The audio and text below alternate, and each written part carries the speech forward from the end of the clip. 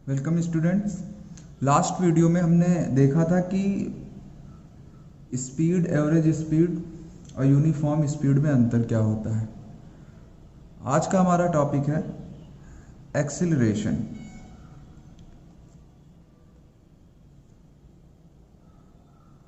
Acceleration.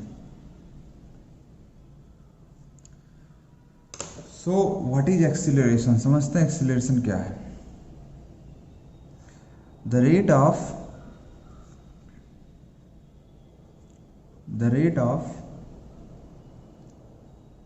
change of velocity with respect to time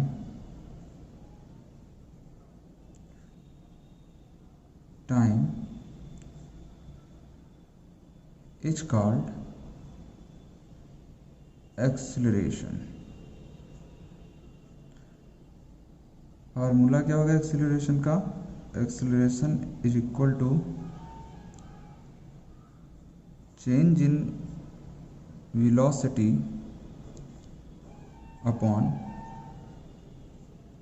time taken. Acceleration A is equal to final velocity minus initial velocity upon time taken, या a is equal to final velocity मान लेते हैं v है, initial velocity u है, upon t, या हम मान लेते हैं कि v minus u is equal to delta. Delta क्या है? v है। डेल्टा v मतलब चेंज इन वेलोसिटी, तो डेल्टा v बाई टी। अब इसको समझते हैं कि आखिर कहा क्या जा रहा है। देखिए, जैसा कि इसके डेफिनेशन में दिया गया, the rate of change of velocity with respect to time is called acceleration. For example, मान लेते हैं कि आप एक बाइक या स्कूटी या कार में बैठे हो और बाइक आगे की तरफ जा रही है, तो किसी बाइक का एक जैसे, और इसकी वेलोसिटी क्या? कांस्टेंट वेलोसिटी है। कांस्टेंट वेलोसिटी है, दैट इज, मान लेते हैं इसकी वेलोसिटी है 40 किलोमीटर पर आवर। थोड़ी देर बाद, जैसे कि 1 मिनट बाद जब हमने पॉइंट ए से बी पहुंच गए, आफ्टर 1 मिनट, तब भी इसकी स्पीड क्या थी? 40। फिर अगले 1 मिनट बाद देखा तो फिर भी 40, फिर 1 मिनट बाद 40।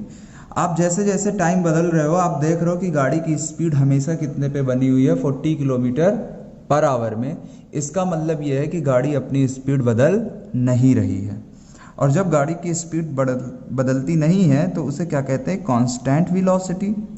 ऐसे में अगर आप गाड़ी में बैठे हो या कार में बैठे हो और आप बाहरी चीज़ों को देखोगे तो वो एक जैसी स्पीड से पीछे जाती हुई दिखेंगी। तो ऐसे वेलोसिटी को कांस्टेंट वेलोसिटी बोला जाता है, और इसका एक्सीलरेशन क्या माना जाता है? जीरो। ऐसे वेलोसिटी में एक्सीलरेशन जीरो होता है। तो जब भी आप किसी भी वेलोसिटी में, अगर आप 30 की वेलोसिटी में हो और चल रहे हो इसी वेलोसिटी में, तब भी एक्सीलरेशन जीरो है। अगर आप 40 की वेलोसिटी में हो, इसी वेलोसिटी से आप आगे चल रहे हो, तब भी एक्सीलरेशन जीरो है। अगर आप 60 की वेलोसिटी पे हो और आगे चल रहे हो, तब भी एक्सीलरेशन क्या माना जाएगा? जीरो माना जाएगा।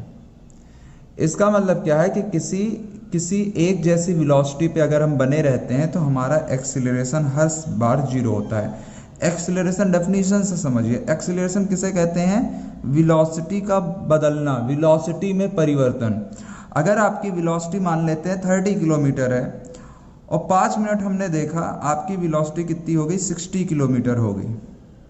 जैसे कि जब हम गाड़ी की स्पीड बढ़ाते हैं तो जो चीज़ें हमें अगर देखते हैं तो पीछे जाने वाली चीज़ धीरे धीरे क्या होती है? तेज़ी से पीछे जाने लगती है।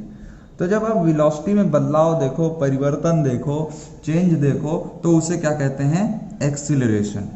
तो एक्सीलरेशन क्या होता है? चेंज इन वेलोसिटी होता है। आप कैसे मानोगे कि आप 30 से 60 पहुंच गए? उस चीज़ को हम किससे देखेंगे? एक्सीलरेशन से देखेंगे। एक्सीलरेशन में किसी चीज़ को लाने के लिए सबसे ज़्यादा जरूरी होता है फोर्स का लगना। बिना फोर्स के हम किसी चीज़ को एक्सिलरेट नहीं कर पाएंगे, उसकी वेलोसिटी जितनी है उससे ज़्यादा करनी है तो एक्सिलरेशन लगाना पड़ेगा। आई होप कि आपको समझ में आया होगा एक्सिलरेशन क्या होता है।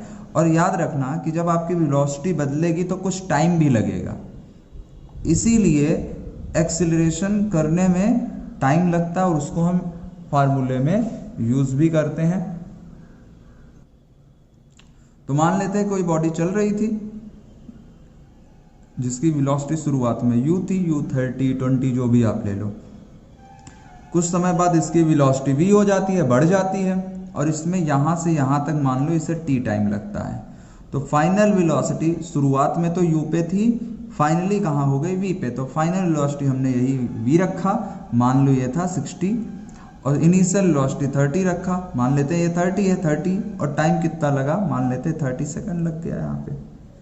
तो v अगर हम इसको सॉल्व भी करें इस क्वेश्चन को तो क्या मिलेगा हमें, 60 माइनस 30 बाई कितना टाइम लग रहा है 30, तो कितना आया 30 बाई 30, कट गया, ये आया 1, तो ये क्या हो गया 1 मीटर, ये 30 मीटर पर सेकंड था, तो 1 मीटर पर सेकंड स्क्वायर का क्या हो रहा है यहाँ पे एक्सिलरेशन हो रहा है। तो एक्सिलरेशन की यूनिट क्या होगी, देखिए यूनिट होगी, देखिए वेलोसिटी की जो यूनिट होती है वो क्या होती है, डिस्टेंस, वेलोसिटी की यूनिट होती है मीटर पर सेकंड, और टाइम की यूनिट सेकंड। तो यूनिट ऑफ एक्सिलरेशन क्या होगा, यूनिट ऑफ एक्सिलरेशन होगा मीटर पर सेकंड स्क्वायर। यहाँ पे नोट आप जरूर लिखिएगा, नोट नंबर 1। देखिए कभी कभी क्या होता है कि हम फोर्स लगाते हैं तो बॉडी की वेलोसिटी बढ़ती है, जैसे कि जब ट्रेन रेलवे स्टेशन से चलना शुरू करता है तो उसकी वेलोसिटी धीरे धीरे क्या होगी, आगे की तरफ बढ़ती जाती है, लेकिन जब किसी स्टेशन पे आगे जाके उसे रुकना है, स्टॉप लेना है, तो इसकी स्पीड धीरे धीरे घटती है। तो जब आप, तो दोनों तरफ एक्सिलरेशन हो रहा है। देखिए एक्सिलरेशन का मतलब बहुत सारे लोग ये लगाते हैं कि सिर्फ और सिर्फ वेलोसिटी का बढ़ना एक्सिलरेशन है, वेलोसिटी का घटना भी एक्सिलरेशन है।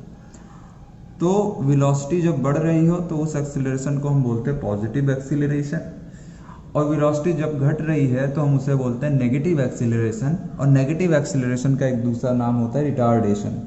मतलब रिटार्डेशन भी एक तरह से क्या है, एक्सिलरेशन है, लेकिन नेगेटिव एक्सिलरेशन को हम क्या बोलेंगे, रिटार्डेशन बोलेंगे। तो वही चीज हम नोट करके लिख लेते हैं।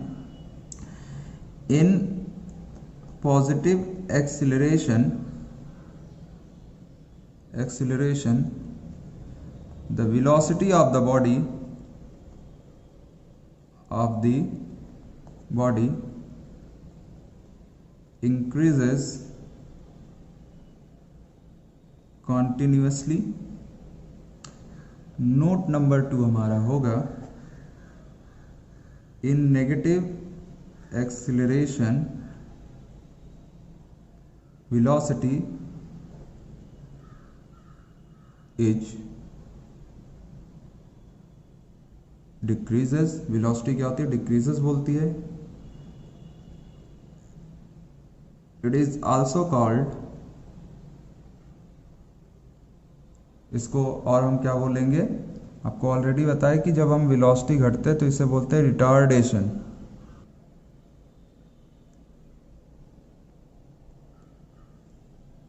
हमेशा, जैसे कि फॉर एग्जांपल अगर कोई बॉडी ऊपर की तरफ जा रही है, फॉर एग्जांपल कोई बॉडी ऊपर की तरफ जा रही है, तो आपने देखा कोई पत्थर ऊपर की तरफ फेंकेंगे तो जी जो होगा ग्रेविटेशनल एक्सेलरेशन नेगेटिव लिया जाता है। क्यों, क्योंकि उसकी वेलोसिटी घटती है।